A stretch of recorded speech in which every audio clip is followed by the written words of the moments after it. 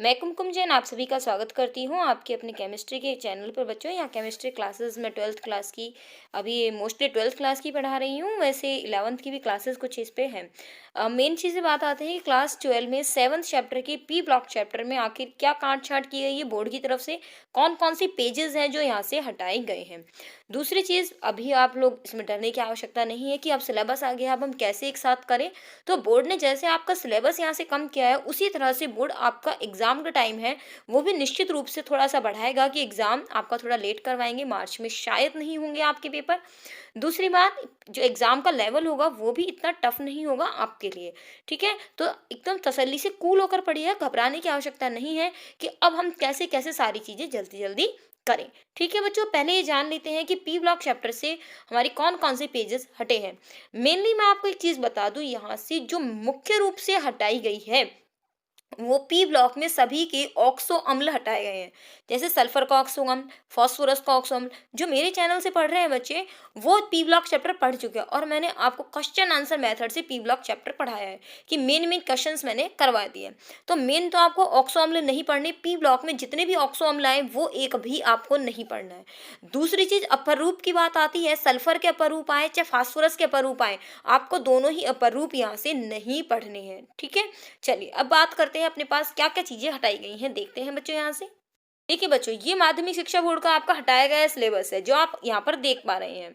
ठीक है, देखिए यहाँ से हटाई गई चीजों में क्या क्या है बच्चों। यहाँ से आपका एक तो है आपका ऑक्सो अम्ल। देखिए जैसे मैंने आपको कहा था, ऑक्सो अम्ल, ऑक्सो अम्ल, ऑक्सो अम्ल, तीनों क्या होता है, ऑक्सो अम्ल हटा दिया। अर्थात पी ब्लॉक चैप्टर में जहां है वहां ऑक्सो अम्ल नहीं पढ़ना है। मोटी मोटी नजर देख रहे हैं कि यहाँ से हमें क्या क्या चीज नहीं पढ़नी है। दूसरा, नाइट्रोजन के ऑक्साइड नहीं पढ़ने हैं, अपर रूप भी नहीं पढ़ने हैं, और सल्फर जो वर्ग 16 में है, स्वर्ग 16 का सल्फर तो बिल्कुल नहीं पढ़ना है, जिसमें चाहे अपर रूप हो, चाहे सल्फर डाइऑक्साइड हो, चाहे H2SO4 हो, सल्फर के बारे में कुछ नहीं पढ़ना है। तो ये तो हुआ मोटा मोटा आंकड़ा कि हमें क्या नहीं पढ़ना है। और ये वो संशोधित सिलेबस है जिसके बारे में आपको मैंने पहले भी बताया कि ये जो आपका है वो पी ब्लॉक है। देखने में बहुत बड़ा लग रहा है लेकिन चैप्टर बहुत ही छोटा कर दिया गया है। कम से कम नहीं माने तो इसके अंदर आपके 10 पेज से कम तो आपके में हटाए नहीं गए हैं, कम से कम 10-15 पेज यहाँ से हटाए गए हैं।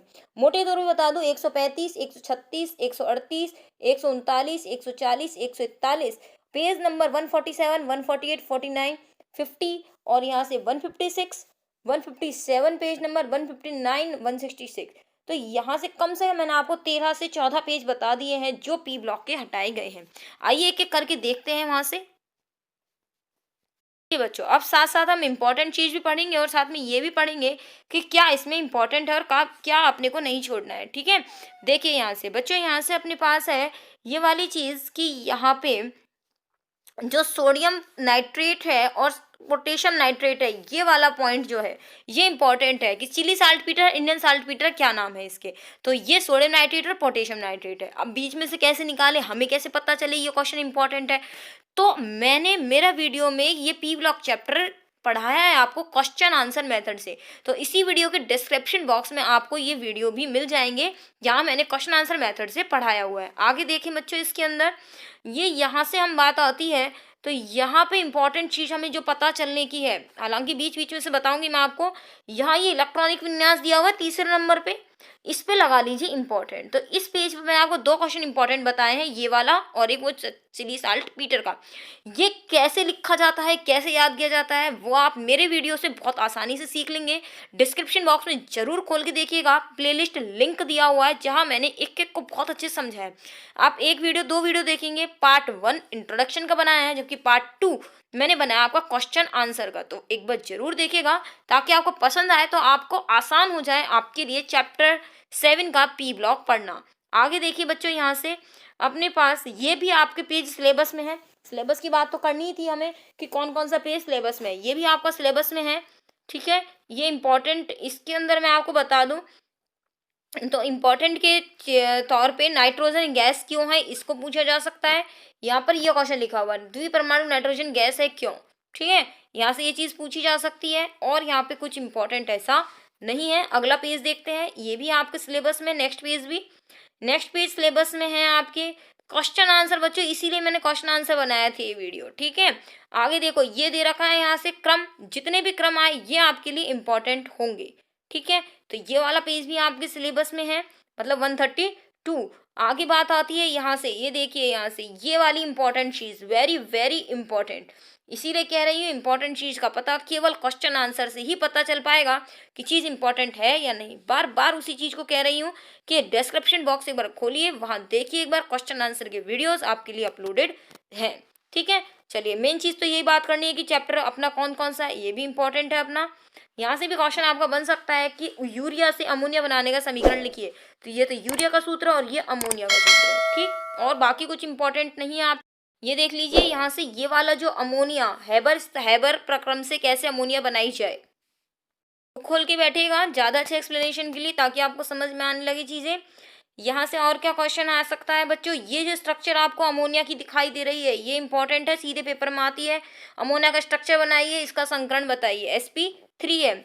और देख लीजिए यहाँ से बच्चों, ये इंपॉर्टेंट क्वेश्चन जो यहाँ से छूट गया, ये वाली जो रिएक्शंस है, इस पे जितना ज्यादा इंपॉर्टेंट लगाना चाहो उतना ज्यादा इंपॉर्टेंट इसमें लगा लेना, बहुत इंपॉर्टेंट है और आपके सिलेबस में भी है। ठीक है, नाइट्रोजन के ऑक्साइड जो है, ये वाला जो टॉपिक है ये सिलेबस से क्रॉस हो गया 134 से, ये टॉपिक क्रॉस लगा लीजिएगा।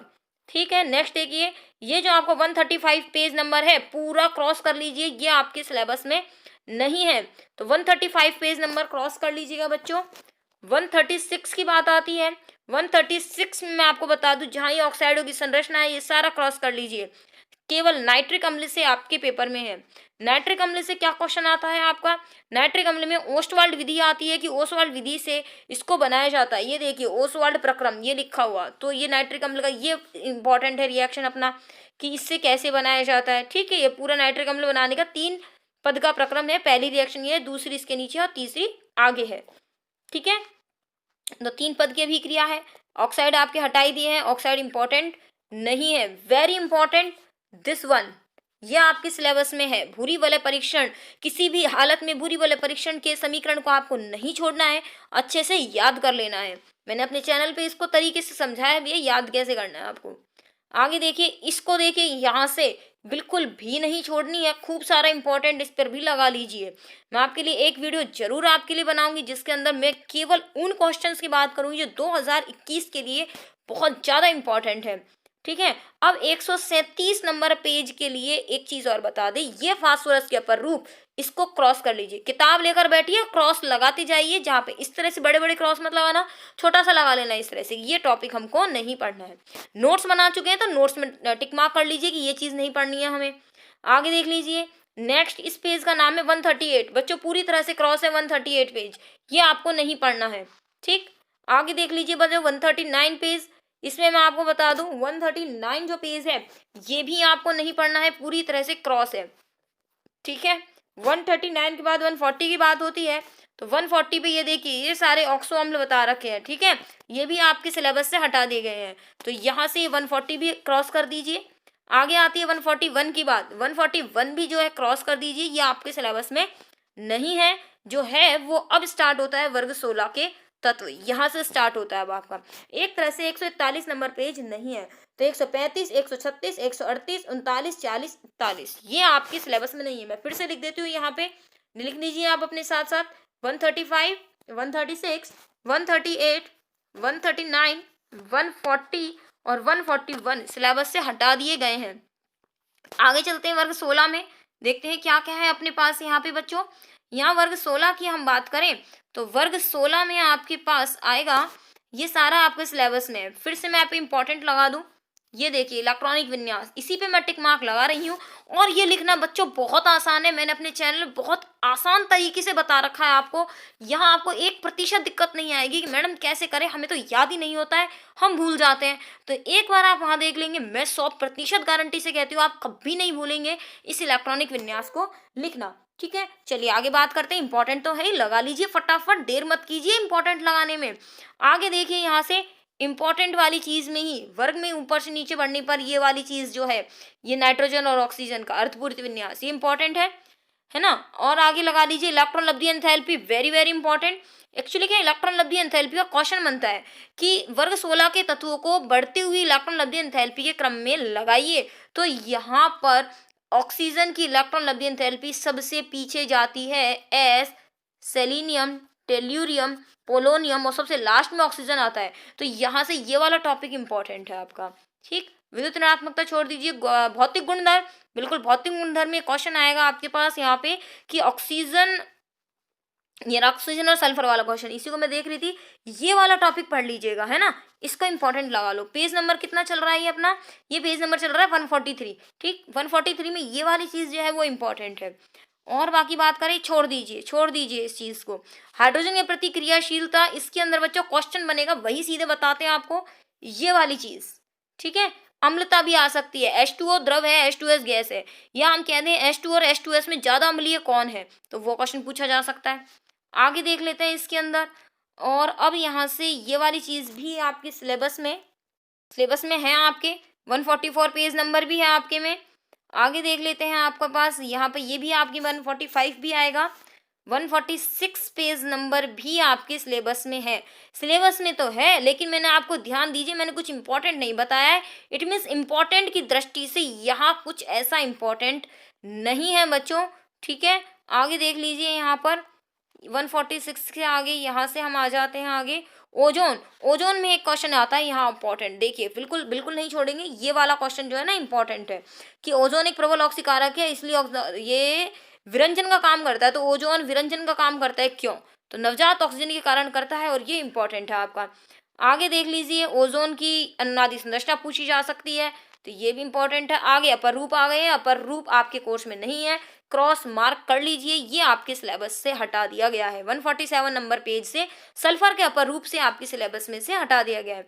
आगे देख लीजिए, यहाँ पर ये वाली चीज बिल्कुल क्रॉस कर दीजिए। 148 लगातार पेज आएंगे, 148 क्रॉस कर दीजिए। 149 पेज, ये जो पेज आपके सामने चल रहा है 149 है, क्रॉस कर दीजिए। किताब लेके बैठेगा 150 पेज, ये भी ऑलमोस्ट आपका क्रॉस ही है, ऑलमोस्ट क्या, पूरा ही क्रॉस है बच्चों। 140, ये 150 पेज भी क्या कर दीजिए, क्रॉस कर दीजिए। ठीक है, अब बात आती है वर्ग 17 के तत्वों की। वर्ग 17 का ये पेज पूरी तरह से आपके सिलेबस में है। फिर से इलेक्ट्रॉनिक विन्यास पर लगाती हूँ मैं आपका टिक मार्क, इसको इंपॉर्टेंट है। ठीक, 152 पे चले। 152 में भी ये भी चीज़ें इंपॉर्टेंट, इसमें से इंपॉर्टेंट क्या है, ये इलेक्ट्रॉन लब्धि एंथैल्पी आ जाए, इस पे लगा लो खूब सारा इंपॉर्टेंट, बहुत ज़्यादा है। ठीक है, आगे देखते हैं हम इसके अंदर भौतिक गुण से पीछे के क्वेश्चन में दे रखा है कि हैलोजन रंगीन होते हैं, क्यों, ये देखिए यहाँ से, इस कारण फ्लोरीन पीला, क्लोरीन हरा, आयोडीन बैंगनी होता है, ये पूछा जाता है। ये रहा, सभी हैलोजन रंगीन होते हैं, ये क्वेश्चन आपके बोर्ड एग्जाम में आया भी हुआ है। तो इस तरह से इस चैप्टर में से कहाँ से बीच में से क्वेश्चन निकालें, ये बहुत कठिन हो जाता है स्टूडेंट्स के लिए। ठीक है, तो यहाँ से इसलिए मैं बताती भी जा रही हूँ आपको, ये क्वेश्चन यहाँ से एक बार, ये रहा IF2 प्रबलतम ऑक्सीकारक है, ये भी इंपॉर्टेंट चीज है इसके अंदर। आगे देख लीजिए, ये आपके कोर्स में है, वेरी वेरी इंपॉर्टेंट, जो यहाँ से मैं आपको बताने वाली हूँ। F2 प्रबलतम ऑक्सीकारक है, और दूसरी बात, हाँ, फ्लोरीन प्रबलतम ऑक्सीकारक है, इसका उत्तर भी यहाँ पे इंपॉर्टेंट। ये वाली चीज, एक चीज, ये वाली चीज यहाँ पे, ये वाली चीज, इसको भी लगा लीजिए इंपॉर्टेंट। ठीक है, इसकी एक वियोजन ऊर्जा का और आएगा, F2 और Cl2 में से वियोजन ऊर्जा किसकी ज्यादा है। ठीक है, इंपॉर्टेंट मार्क कर ही लिया है आपने। ये डेकॉन प्रोसेस का और होगा यहाँ पे क्वेश्चन, ये रहा डेकॉन प्रोसेस, जिसे डीकन प्रक्रम लिखा हुआ है, ये वाला जो है ना, केवल ये वाला, और किसी को नहीं कहूंगी 3 नंबर वाले क्वेश्चन को। ठीक है, तो ये सारा एनालिसिस मैं आपको जो बोर्ड एग्जाम हुए उनके आधार बता रही हूँ, बाकी कुछ इंपॉर्टेंट नहीं है ऐसा, आप छोड़ सकते हैं यहाँ से, कुछ भी ऐसा नहीं है, केवल एक ही चीज बताइए 154 से। ये सिलेबस में है, जिस पेज से मैं बता रही हूँ ना, वो पेज सिलेबस में है। तो आपका मैंने आप बता दिया है, 147 से 150 नंबर का पेज हटा है। ठीक है, आगे देख लीजिए यहाँ से इंपॉर्टेंट भी, और साथ में आपके सिलेबस में है कि नहीं है, सिलेबस में है ये पेज भी आपका, और इम्पॉर्टेंट ये वाली चीज है, एक तो ये वाला और एक ये वाला। क्यों इंपॉर्टेंट है, क्योंकि 2 तरह की रिएक्शन यहाँ दी हुई है, अमोनिया की क्लोरीन के साथ, ज्यादा के साथ, कम के साथ, ठंडे NaOH के साथ, गर्म NaOH के साथ, वेरी इंपॉर्टेंट। तीसरा इसी के नीचे भी इंपॉर्टेंट। तो इस पेज पर ये तीनों इंपॉर्टेंट, एक्चुअली ये पेज पूरा मोस्टली इंपॉर्टेंट ही है बच्चों। क्यों है, क्योंकि यहाँ पर ये 5वें नंबर का जो दे रखा है ना, ये पेपर में आया हुआ है कि क्लोरीन से 2 विषैली गैसें बताइए, फॉस्जीन, अश्रु गैस, मस्टर्ड गैस, ये भी इंपॉर्टेंट है। तो एक तो आपने पास हो गया, ये इंपॉर्टेंट, और ये 30 नंबर, 5वें नंबर का। ठीक, और भी है यहाँ से देखो, ये पेज बच्चों आप एक बार अच्छे से पढ़ लेना, 155 पेज है, इसको मत छोड़ना। 155 नंबर का पेज बहुत अच्छी तरह से पढ़ लेना। ठीक है, अब आता है अपना 156 पेज। फिर से मैं आपको बता दूं, 156 पेज में तो अपने पास ऑक्सो अम्ल आ गए तो क्रॉस कर दो, ऑक्सो अम्ल तो है ही नहीं, ये रहे ऑक्सो अम्ल, क्रॉस कर दीजिए, ये इंपॉर्टेंट नहीं है 156, ठीक है, क्यों क्रॉस ही हो गया। 157 अंतरा हैलोजन यौगिक चैप्टर से हटा दिए गए हैं, 157 क्रॉस है आपके में, ठीक है। यहाँ से मैं आपको बता दूं, ये अब आपका शुरू हो जाता है बच्चों वर्ग 18 के तत्व। तो वर्ग 18 के तत्व में आपको जिनोन को छोड़कर सारा पढ़ना है। तो सबसे पहली चीज तो आप इलेक्ट्रॉनिक विन्यास को ही पढ़ लीजिए, ये इंपॉर्टेंट है। और आगे क्या इंपॉर्टेंट है, जो मेन इंपॉर्टेंट चीज थी वर्ग 18 की, वो तो कोर्स में से हटा दी गई है। तो आप यहाँ से ये एनएन एंथैल्पी याद कर लेना, ठीक है। परमाणु त्रिज्या, इसको भी याद करना, इलेक्ट्रॉन लब्धि एंथैल्पी, इन 3 चीजों को याद कर लेना, क्योंकि वर्ग 18 से बहुत सारी चीजें हटा दी गई हैं। वर्ग 18 से एक्चुअली क्या जो इंपॉर्टेंट था ना, ये यही हटा दिया गया है, ठीक। इसलिए जो अनइम्पॉर्टेंट रह गया बाकी सारा तो पढ़ ही लीजिएगा बच्चों, क्योंकि वहां से क्वेश्चन जो आता था वो जिनोन से आता था, जो अब के हटा दिया गया है, ये सब हटा दिया गया है। तो मैं आपके लिए सजेस्ट करूंगी कि आप ये उपयोग वाला जो बिंदु है, इस चीज को बिल्कुल मत भूलिएगा, एक एक लाइन उपयोग की अच्छी तरह याद कर लीजिएगा, क्योंकि बोर्ड एग्जाम में यहाँ से एक क्वेश्चन निश्चित रूप से आने की उम्मीद रहती है। तो यहाँ से ये उपयोग वाला जो है टॉपिक, ये अच्छी तरह से पढ़ लीजिएगा। अब मैंने आपको पूरा सिलेबस बता दिया है। अब इंपॉर्टेंट चीज जो मैं बार बार 3-4 बार कह चुकी हूँ, आप प्लेलिस्ट को जानने के लिए आपको डिस्क्रिप्शन बॉक्स में लिंक दिया हुआ है। और एक और चीज़, मैं फर्स्ट चैप्टर को सॉलिड स्टेट को आपके न्यू आरबीएससी सिलेबस से शुरू कर चुकी हूँ। अभी मैंने केवल एक वीडियो डाला है उसका, कल दूसरा वीडियो भी आ जाएगा उस चीज़ का, तो आप देख लीजिएगा उसको। नए सिलेबस के हिसाब से पढ़ाएंगे आपको सॉलिड स्टेट को, फर्स्ट चैप्टर को। और इसको आप क्वेश्चन आंसर मेथड से मैंने पी ब्लॉक पढ़ाया है। इस चैप्टर से क्वेश्चन आंसर को निकालना बहुत ही मुश्किल पड़ जाता है कि आखिर क्या पढ़े क्या नहीं पढ़े, तो वो देख लीजिएगा। दूसरी चीज़, जो जो मैंने आपको पेज नंबर्स हटवाए हैं बच्चों, उसके क्वेश्चन भी उसमें मिक्स है। तो जैसे ही क्वेश्चन आपको इन टॉपिक्स का मिले तो आप कर देना उसको स्किप। जैसे ऑक्साइड का क्वेश्चन आ जाए तो हटा देना, मत पढ़ना उस वीडियो में से। अपर रूप आ जाए तो हटा देना, मत पढ़ना। ऑक्सो अम्ल आ जाए किसी के तो मत पढ़ना, ठीक है। अंतरा हैलोजन यौगिक, जिनोन के यौगिक, तो वो चीजें आए तो वहां से हटा देना, वो चीज मत पढ़ना। बाकी आपको बहुत हेल्प मिलेगी, मैं आपको कह रही हूँ गारंटी से, वहां से जरूर पढ़कर देखेगा। मिलते हैं बच्चों नेक्स्ट चैप्टर के वीडियो के साथ, ताकि आपको क्या क्या पढ़ना है क्या नहीं पढ़ना है जरूर देखिएगा। चलिए तब तक के लिए धन्यवाद, मिलते हैं नेक्स्ट चैप्टर की वीडियो के साथ।